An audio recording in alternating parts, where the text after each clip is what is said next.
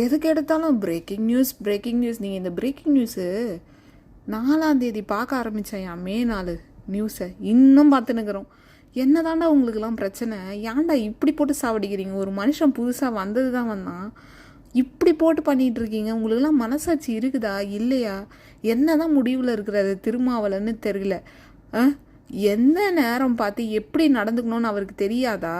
இவர் இப்படி பண்ணுறதுனால ரொம்ப சீப்பாக இருக்குது, கேவலமாக இருக்குது. இன்னும் அவரோட மரியாதையை அவர் குறைச்சிட்டு தான் போகிறாரு. இவரை நம்பி யாருங்க டெப்யூட்டி சிஎம்லாம் கொடுப்பாங்க? எப்படி கொடுப்பாங்க? அந்த அறிவே இல்லையா? என்ன சொல்கிறதுனே தெரியல. எதுக்கு எடுத்தாலும் நம்ம எதனா சொன்னால் நீங்கள் டிஎம்கேவை சொல்கிறீங்க. இல்லை டிஎம்கே நல்லவனாட்டம் எங்களுக்கும் எதிர்கட்சியாக நாங்கள் ரெடி ஆகிட்டோம், இவங்களை ரெடியாக சொல்லுங்கள், விஜய் சிஎம் ஆனாலும் இதை பண்ணணும் அதை பண்ணணும், நாங்கள் யாருக்கும் எதிரி கிடையாதுன்னா நல்லவனாட்டம் பண்ணிவிட்டு பின்னாடி கேம் ஆடுனுங்கிறானுங்க பாருங்கள். நேற்று பேபின்னு ஒருத்தர் கம்யூனிஸ்ட் கட்சியோட பொதுச் செயலாளர் இருக்கார், அவரே வீடியோ போட்டிருக்காரு. ஆனால் இந்த ஒரு நியூஸ் சேனல் அந்த வீடியோவெல்லாம் போஸ்ட் பண்ணலை. இன்னொரு லேடி கம்யூனிஸ்ட் கட்சியில் இருக்க ஹெட், அவங்க ஒரு வீடியோ பேசியிருக்காங்க. இதெல்லாம் இந்தியா டுடே, என்டிடிவி அந்த மாதிரி நியூஸில் தான் போடுறாங்க. ஏன் இங்கே தமிழ் நியூஸ், பாலிமராக இருக்கட்டும், நியூஸ் தமிழாக இருக்கட்டும், சன் நியூஸாக இருக்கட்டும், புதிய தலைமுறை, இவங்கெல்லாம் ஏன் இதை போஸ்ட் பண்ண மாட்டேங்கிறீங்க?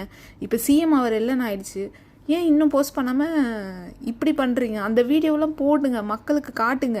அந்த வீடியோஸில் தான் முக்கியம். அதில் அவங்க பச்சையாக சொல்கிறாங்க, டிஎம்கே ஏடிஎம்கே கூட்டணி பேசுறதுனால தான் நேற்று கம்யூனிஸ்ட் கட்சி நாங்கள் போய் விஜய்க்கு ஆதரவு கொடுத்தோம். நோட் த வேர்டு, கூட்டணி கிடையாது, ஆதரவு கொடுத்தோம் அப்படின்னு சொன்னாங்க. இன்னும் நீங்கள் போயிட்டு எங்கள் டிஎம்கே தான் பிச்சை போட்டுச்சு, எங்கள் டிஎம்கே தான் இல்லை, உங்கள் ஆளே அங்கே தோத்துட்டு உட்காந்துட்ருக்காரு, இன்னும் பிச்சை போட்டுச்சுன்னு இன்னும் பெருமை பேசிகிட்டு இருக்கீங்க. அசிங்கமாக இல்லையா உங்களுக்கெல்லாம்?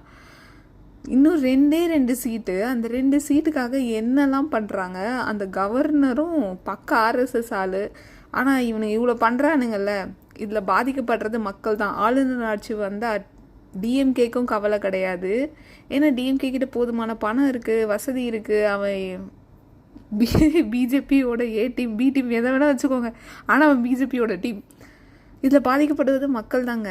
அவன் பக்க ஆர்எஸ்எஸ் ஆளுநர் ஆட்சிலாம் 6 மந்த் கழித்து எலெக்ஷன் வரோம்லாம் நினைக்காதீங்க. அந்த 6 மந்த் கழித்து ஏடிஎம்கேவோ டிஎம்கேவோ இல்லை நாங்கள் ரெடி ஆகலை எலெக்ஷனுக்குன்னு வானுங்க, திரும்ப இன்னும் 6 மாதம் தள்ளி போடுவாங்க. 2 வருஷம் ஆகும், 3 வருஷம் ஆகும்.